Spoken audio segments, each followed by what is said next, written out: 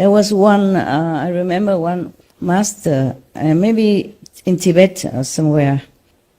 One time, one of the daughter of the patron brought food to him, and he wanted to have a physical intercourse with her, and then she was crying and running back home and tell her mother. Her mother brought the daughter back and said, I'm sorry, my daughter was so ignorant. Please, she's yours, okay? Don't worry. I told her already. If you need it for some reason, please, she's yours. And the master refused, said, no, it's too late now. I don't need her anymore, because I just saw one of my friend was going to be reborn into some of the bad stage of existence, a bad animal's form. So I just wanted to help him to be born as human, and then I can continue to help him. But she ran away, and it's too late. He's gone already. He's gone into an animal incarnation already, so no need now, but thank you. Not every master do this, huh? Not all masters do this. Very rarely, very rarely. Very rarely the master gave it all. Maybe the master did not know. Also, maybe the master know but did not want.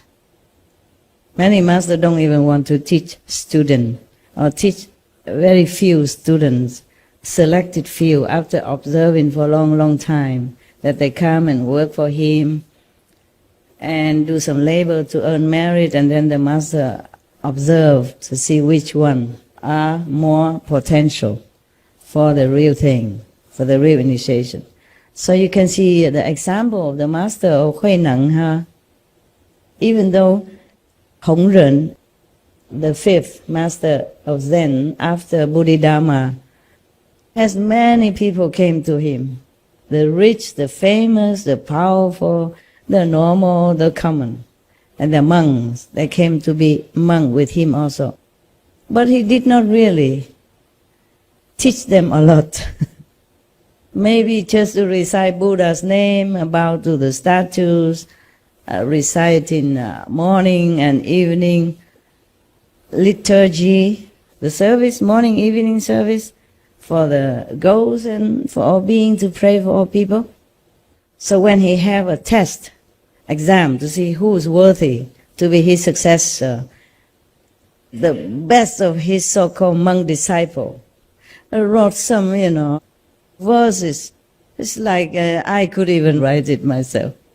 Very common, very classic, very safe, safe for stanzas. Until Hui Neng came, and then he wrote something else. He did not know how to write, how to read Chinese, because he came from Vietnam at that time. But he asked someone else to help him to write. And that is superior to anything that all disciple can ever imagine or can come up with. It's not what he wrote. It is truly he realized that. Because he is super enlightened already. He was enlightened already before he came to this master. But then this master, of course, gave him the official transmission of the Dharma, and he became complete enlightened then. Therefore, you can see what he wrote. I'm not trying to explain the Diamond Sutra here, so we skip that.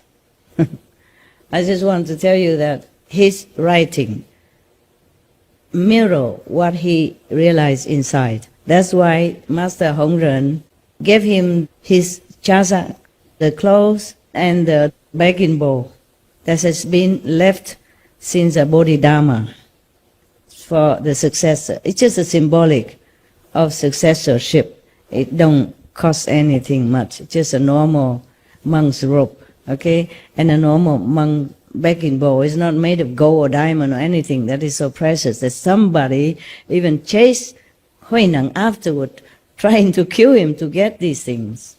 Many people want to kill him or to harm him for these monk's robe and for the begging bowl. Not because they are valuable. It's just they are a symbol of mastership, of the succeeded mastership. And they hated it when a Vietnamese just came not long ago and then left with the most treasure of China at that time. Even not many masters want to give disciple initiation. Milarepa, he has to work for a long time, and suffer a lot of beating, scolding, and then even he sneak into another area to find the chief initiated disciple, just like Guan messenger nowadays, to get the initiation. It doesn't work. He has no experience, nothing. No light, no sound. Because the original master Mahabharata did not allow it. It's not the chief disciple that gave initiation. It's the master who gave. Even the master is not there. Just like sometimes you get initiation here, I'm not there. But you still have experience. Meaning, in the old time, not many masters willing to take in a lot of disciples. Maybe followers, okay, you can come and go, clean the temple, to earn merit, repair the Buddha's altar, cooking for the assembly, all that kind of thing. But not the disciple. Because to give initiation means you have to shoulder that person's karma for life after lives after lives after lives, eon after eons, kalpas after kalpas. One person karma alone can cover up the whole sky. Buddha said that. Not to talk about his families, his friends, his loved ones, wives, and 5, 6, 7, 8, 9 generation, backward, forward. So not every master willing to suffer. Or not many masters having enough power to cover all that. Therefore, not to talk about any other thing that is extraordinary, like offering his physical body or his spiritual energy through physical contact. I will tell you why later. The extra, okay? Remind me.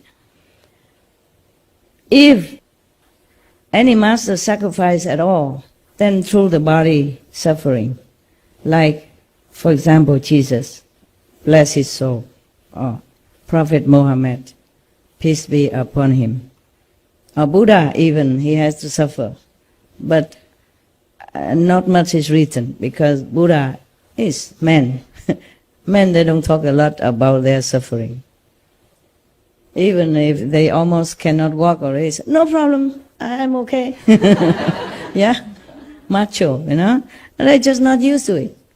They've just been taught to bear it all, to keep it to themselves, which is good. I don't do this stuff.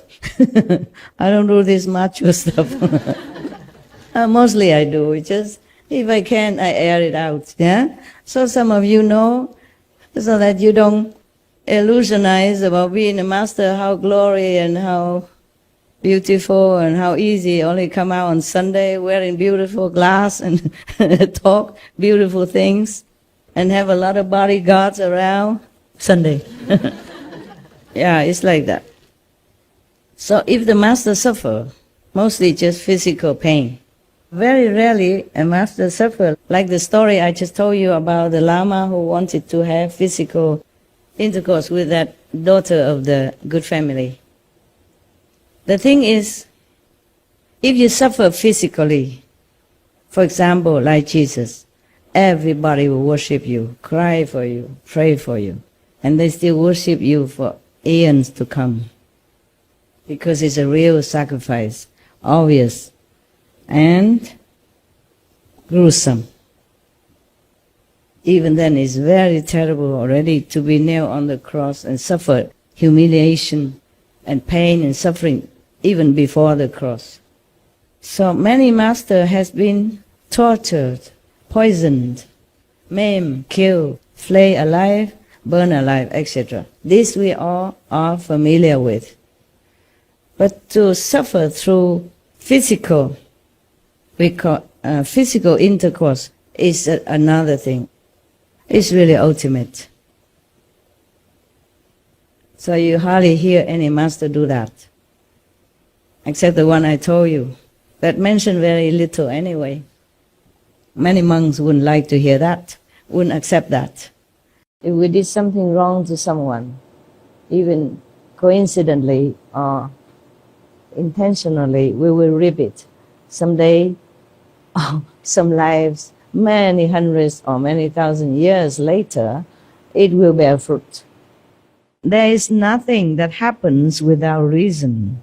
There must certainly be some antagonism from some previous birth.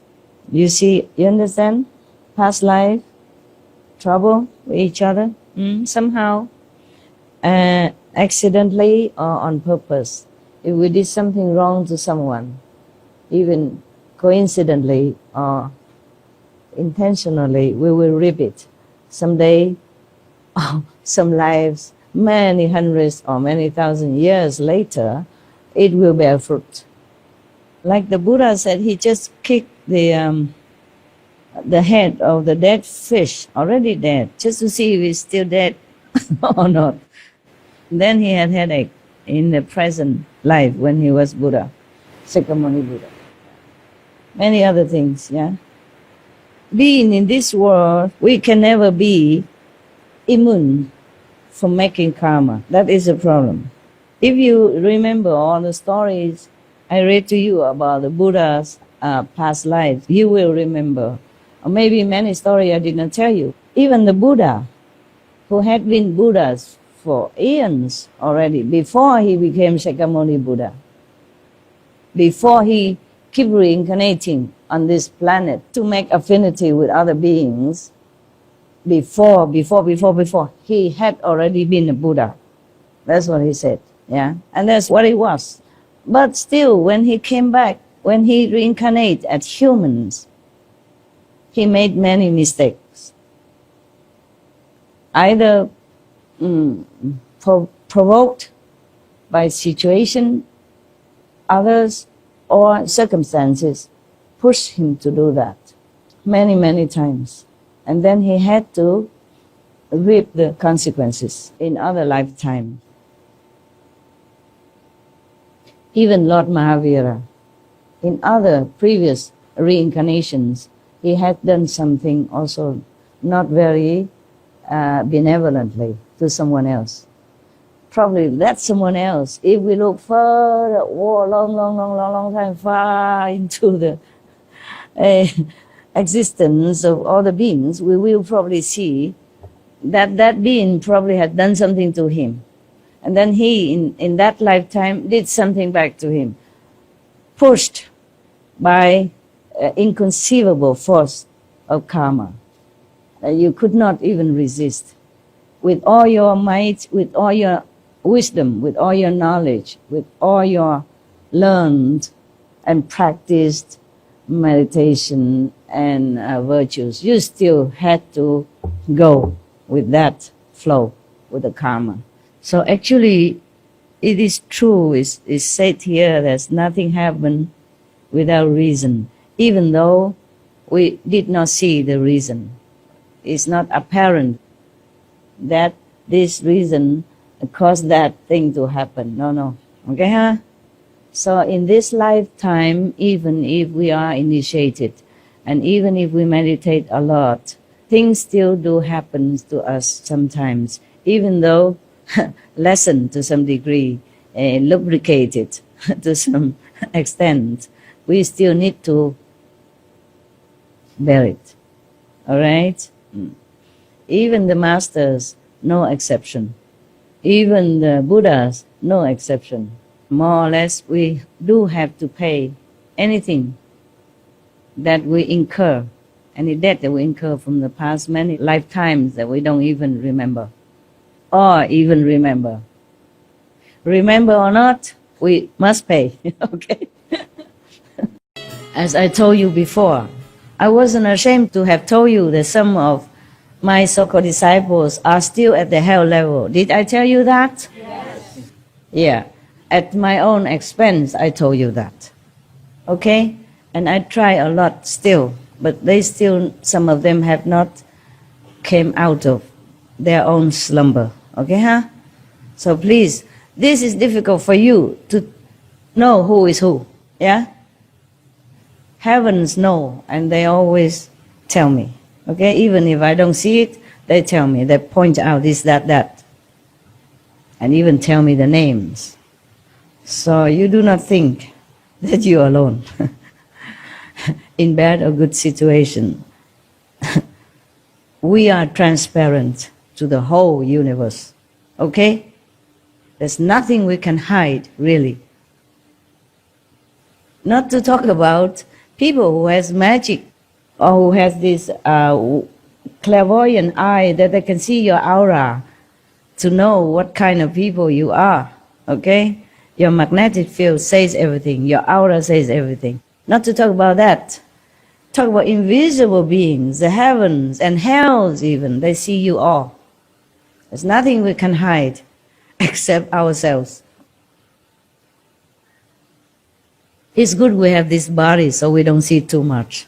Otherwise we'll be too scared or too sad.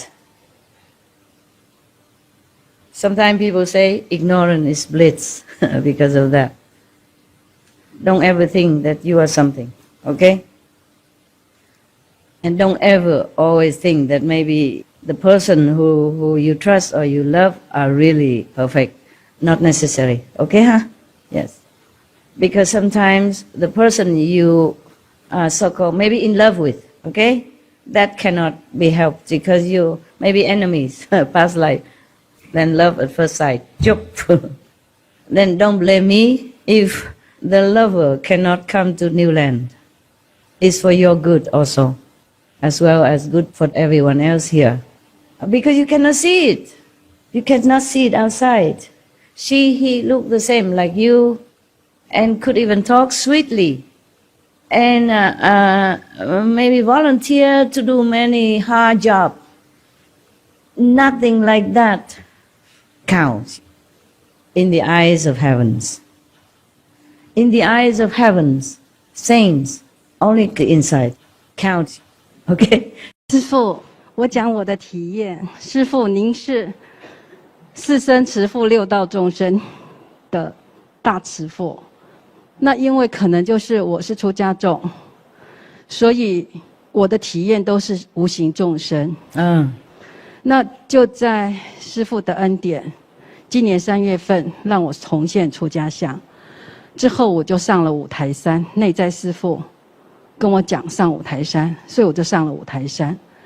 然后我上五台山之后，我内在的一个引领我到一个佛母洞，那边有一只千年的灵蛇，它在修行。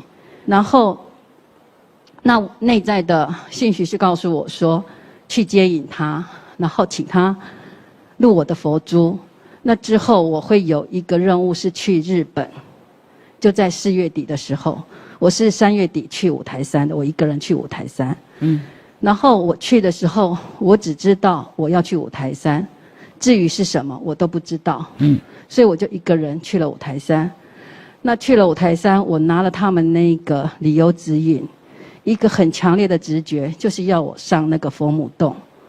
然后那边有千年灵蛇。那我去那里以后，我请他入我的佛珠。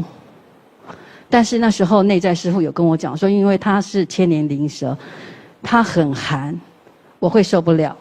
所以我第一次上去的时候，他跟我有相应。然后信息是说，请他等我要回台湾的时候，我再请他入我的108颗佛珠，请他跟我回来。好，因为他要来跟师父求法，而且我去日本他会协助。结果我上了五台山之后，我就感觉到有一条蛇入了我的佛珠，我就以为是了。结果我晚上打坐的时候，不是那一条灵蛇，是一条差不多500年的白蛇。然后我就想，糟糕了，师父交代的事情，内在师父交代的事情做错了。我就请那一条白蛇出来，我就说你不是上帝指定的，请你出来。结果那个白蛇一出来以后，我看到他，我不是看得很清楚，但是我感觉到他对我非常的友善。那我就问他你是谁？结果他是以前我出家常住的护法。护法对，就是很蛇，他是护法神嘛。然后那时候很特殊的是，一般出家众只有在寺庙里面，龙神护法才会护持，离开寺庙他们是不会护持的。哦，厉害。但是那时候有2、3位我不认识的所谓的佛道双修的一些居士来告诉我，他说法师，你必须要离开寺庙。因为你有其他的因缘，你必须离开你的寺庙。然后他们也觉得很奇怪，他说：“你们寺庙的护法神告诉他，我去到哪里，他们就会护持我到哪里。”那我一直也都没有感觉，一直到这一条白蛇的时候，我才知道他们一直护持我。那后面的是让我很感动，就是我要去日本的时候，那我从五台山回来的时候，我就请那一条。我给他取名叫吉音，好，我称他为吉音。我就请他录我108颗佛珠，他就跟我回来台湾。然后那时候内在师父告诉我说，我来打禅的时候就把佛珠带来，让他跟我一起来。然后我回去的时候就请他跟我一起回去。所以那个礼拜就我带他来打禅，那个礼拜就有很多同修看到很多蛇。那他们是其他的那些蛇来顶礼这一条蛇王。我内在的感觉是很清楚，可是头脑会怀疑。结果有一天有一位同事，因为头脑嘛，头脑总是喜欢怀疑啊。对，但是我是比较习惯跟着内在的感觉去做。然后有一天有一位同修，他坐我的车，他就看着我的佛珠，他说。法师好奇怪，你佛珠里面有东西，那我就很好奇，我就问他说：“你看到什么？”他就说他看到一条深蓝色的一条蛇，那就对了，因为它就是那个颜色。所以这个就是让我更确信，我听从里面师父的引领是对的。后来他就跟了我去了日本，然后当那个飞机一离开。台湾进入台湾海峡的时候，他就潜入深海里面，去帮那一些船难，或者是其他因缘而葬身深海的那一些疾苦的众生，他把他们接引，把他们带上那个海面，然后呢，大慈悲的师父您就把他们都接引走了。那我所做的就是去那个。以前311发生那个大海啸那个地方，我就去那边坐在那边打坐，念五圣号跟礼物，还有放 SNTV，然后这一次我去的时候，内在有告诉我要带着师父设计的天使，解脱，所以我跟同修借了2个解脱的手环摆在2边，然后我在打坐的时候，那个真的是光芒万丈。然后那一次回来，真的好多的众生就因为这样，然后师父引领他们解脱了。那吉因也因为这样，他的等级有提升。那内在师父有说，请他任务完成的时候回佛母洞继续修行。那我现在有感觉到，他有时候会来看我。我会感恩师父的慈悲。然后那个白灵啊，因为他那时候内在师父跟我讲，因为他的等级还不够，他还不能待在心地，所以我就让他先待在别的地方。后来因为他也有，应该是说他也有修行做一些事情，所以他现在也在心地了。我这是我的感觉，但是我不知道是不是说他是不是确实有在心底一条白蛇。他是你的朋友，你不知道呢？问我啊。在啦。我不是一天到晚去找蛇看看啊，我忙死了啊。对，所以这印证了师父您真的是一切众生的大慈悲母，一切众生您都救度。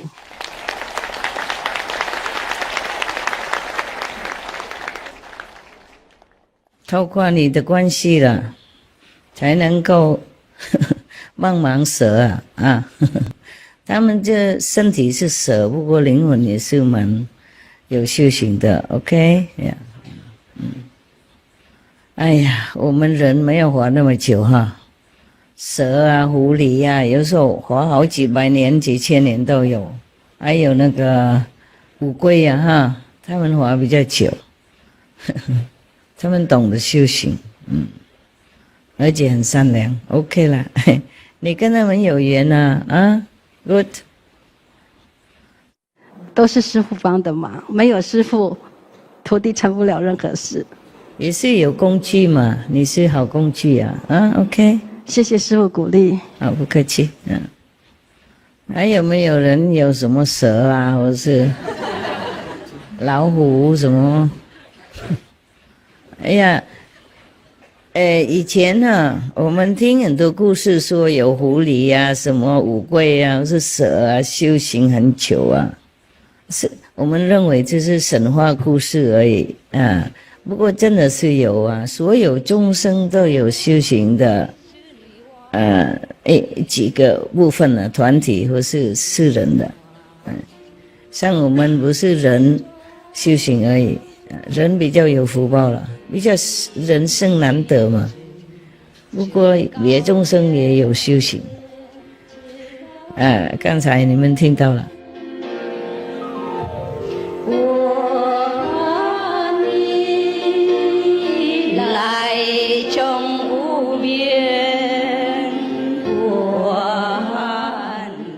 一个人他没有很多钱嘛，像农夫啦，他有田啦，有小房子，然后他近几天就挂一个吊床在他的那个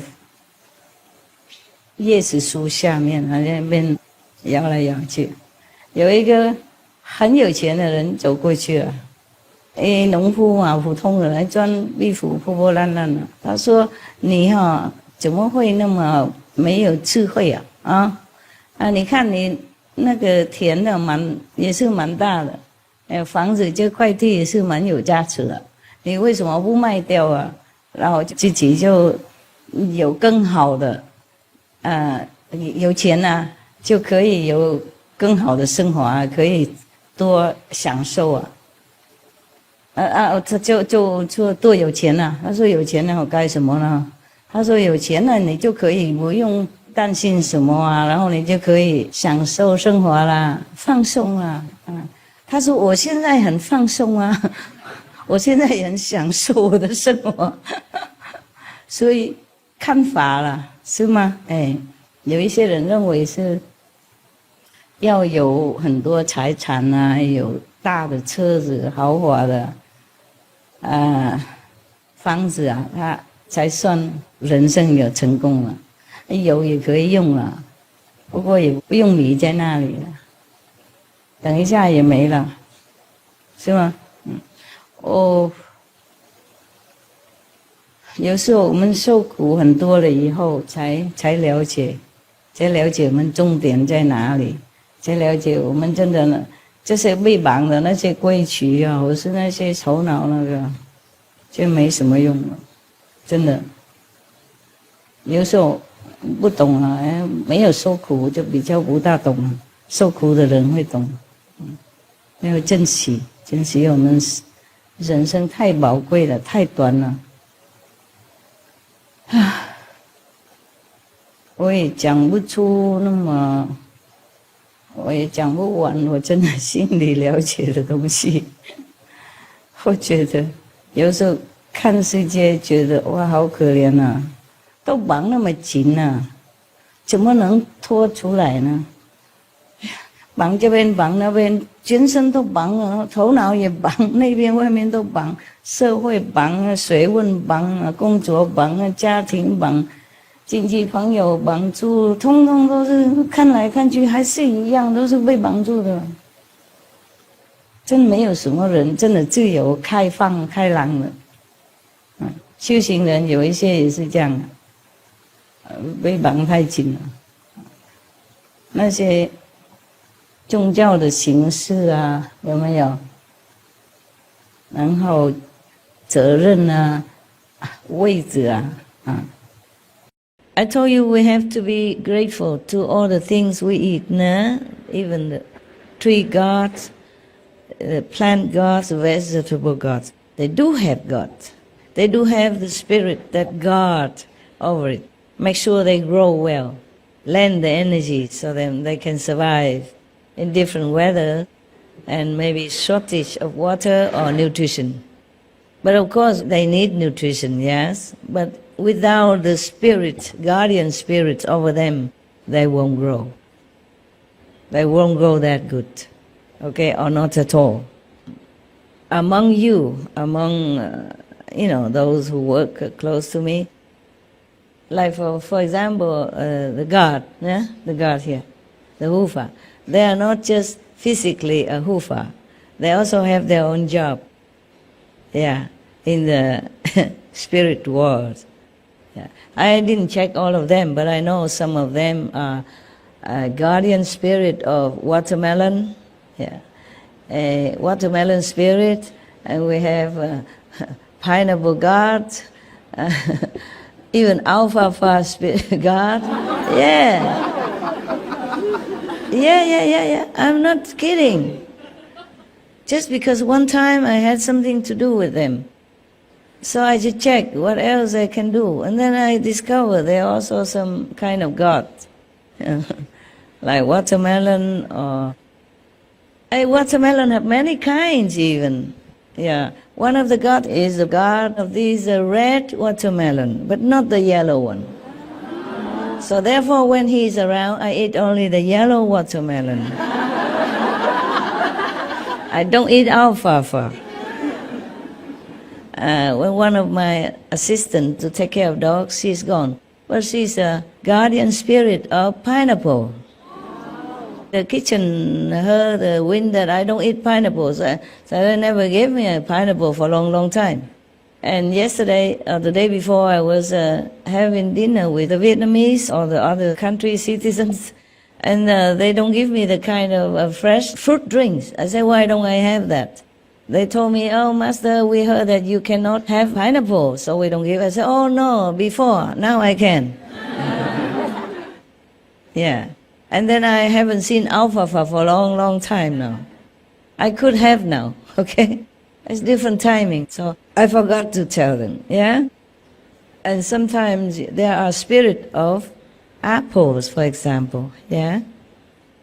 You heard of the story of the apple that put the princess to sleep for 100 years? Yes, there are some apples have this kind of sedative effect, but not enough to put you to sleep though. Maybe that witchy make all the concentration of the sedative quantity of many apples into a pot, and give it to the princess to drink. Or, spray it into that apple or something. Yeah, some witch can do this kind of thing. I read one story somewhere that one of the magicians, he didn't have to cut the grapefruit to eat like we do. He just suck out the essence until it's no more, and then the grapefruit become flat, dry, nothing left. So maybe that witch who sedate the princess for 100 years for her own vengeance, personal wickedness, and she probably condensed all the apple's essence into one apple to give it to her. Let's just use some magic power, or this wicked power. The power itself is nothing wicked, it's just a person who uses it. Okay. Or for different purposes, yeah? Because sometimes the doctor have to use some poisonous medicine to treat you, but in controlled dose, different than when you take it all and then you die, huh? Okay? Like people nowadays, sometimes doctors use morphine, yes, to ease your pain, to sedate you, something like that. But if you take it every day or on a big dose, then you become addicted. And then you have trouble, physically, mentally, emotionally, psychologically, psychically, etc. Yes, drinking, smoking, drugging, they damage your psychic power, which we already lost too much. But at least we still have intuition. That is part of psychic power. But if we drink too much, have drug or cigarette, this psychic power will be completely destroyed. You cannot gain back. And next life you come back, you won't even have it anymore. Not like, okay, you rejuvenate it, it's a new rebirth, and then you will rejuvenate back whatever you lost, the psychic power. No, you don't. That is a problem. So many people don't know that. That's why when people drink, they become like in a stupor or something, you know, or drug. They just don't know anything anymore. And have hallucination and all that. It's bad for them. And then they become addicted, yeah, and then cannot even escape.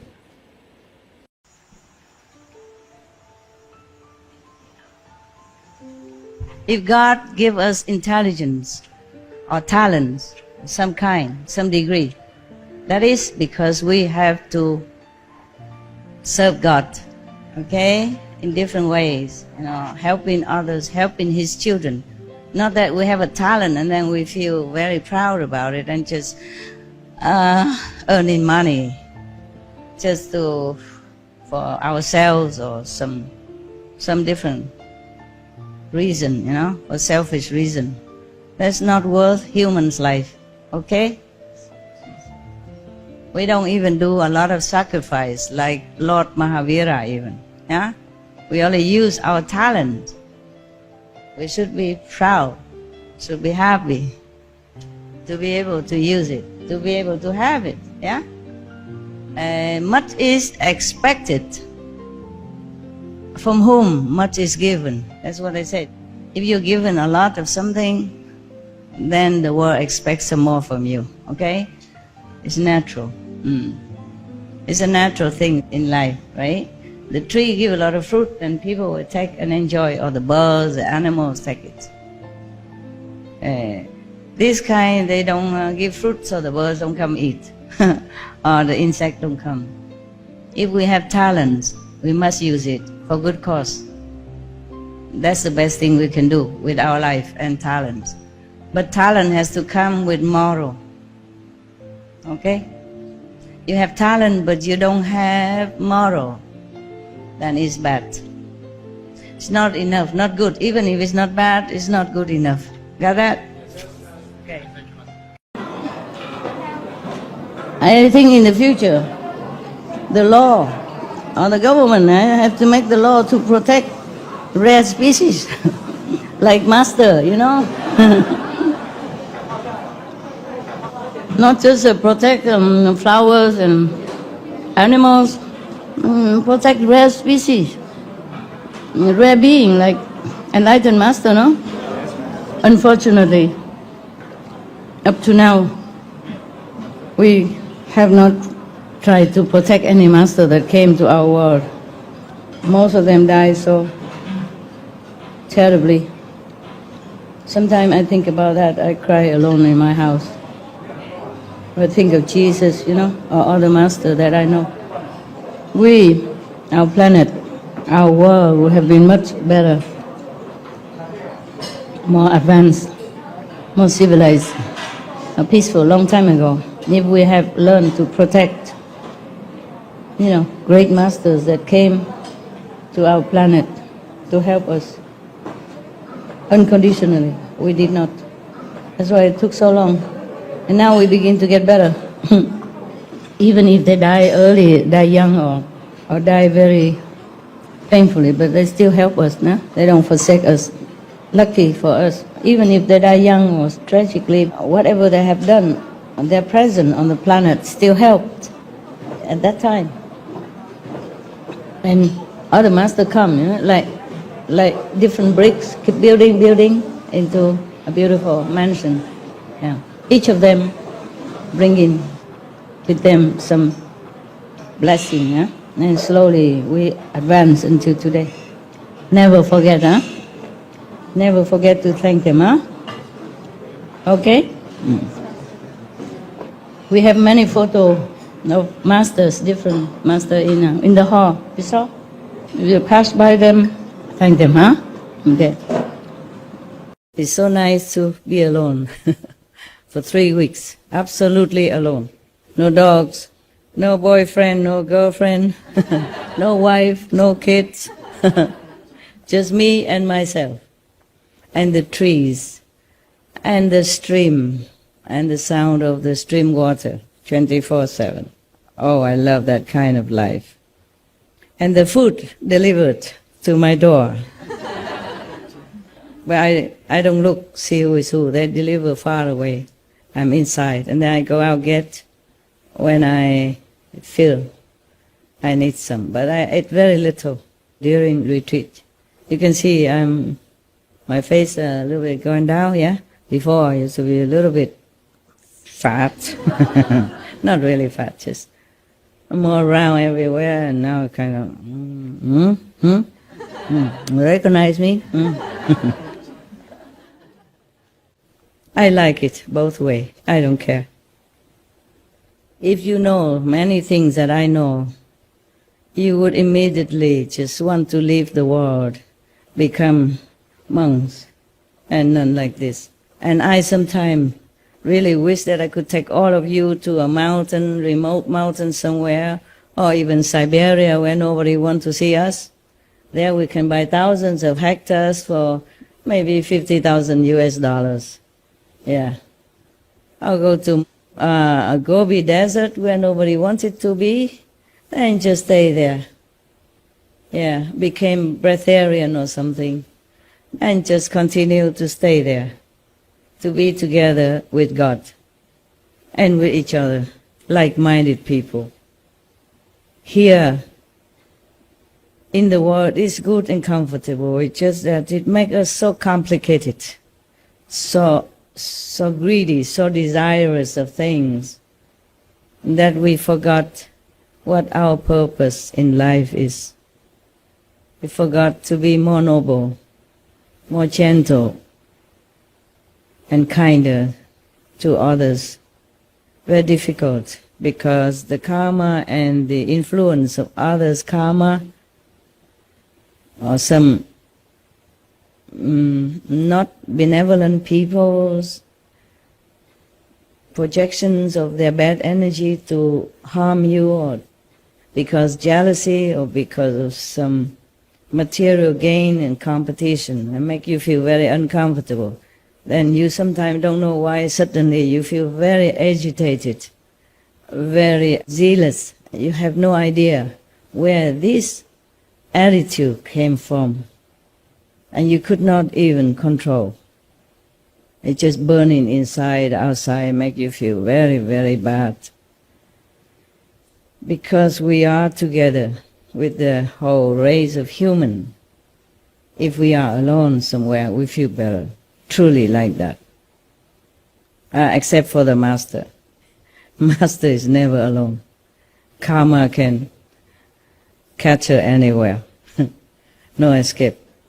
For example, I did not meditate or went on retreat for myself, just for others, yeah?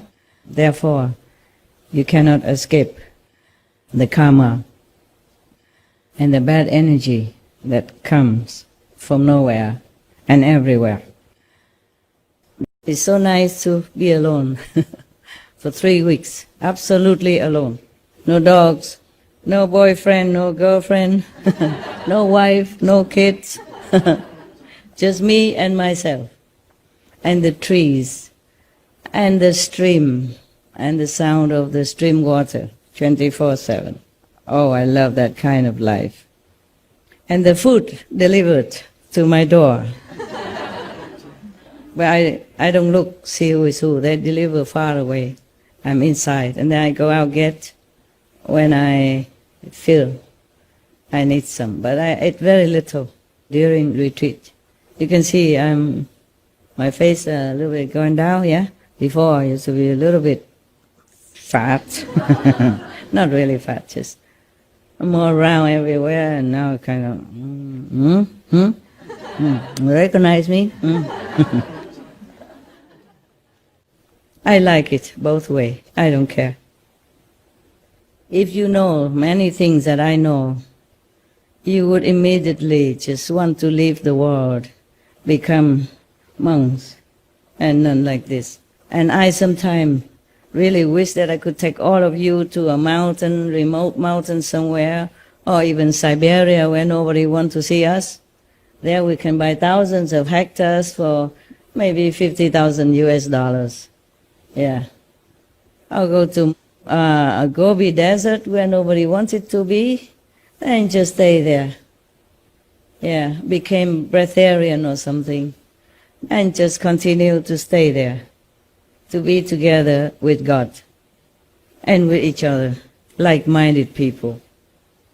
Here, in the world, it's good and comfortable. It's just that it makes us so complicated, so greedy, so desirous of things, that we forgot what our purpose in life is. We forgot to be more noble, more gentle, and kinder to others. Very difficult, because the karma and the influence of others' karma, or some not benevolent people's projections of their bad energy to harm you, or because jealousy, or because of some material gain and competition, and make you feel very uncomfortable. Then you sometimes don't know why suddenly you feel very agitated, very zealous. You have no idea where this attitude came from, and you could not even control. It's just burning inside, outside, make you feel very, very bad. Because we are together with the whole race of human. If we are alone somewhere, we feel better, truly like that. Except for the Master. Master is never alone. Karma can catch her anywhere. No escape. For example, I did not meditate or went on retreat for myself, just for others, yeah?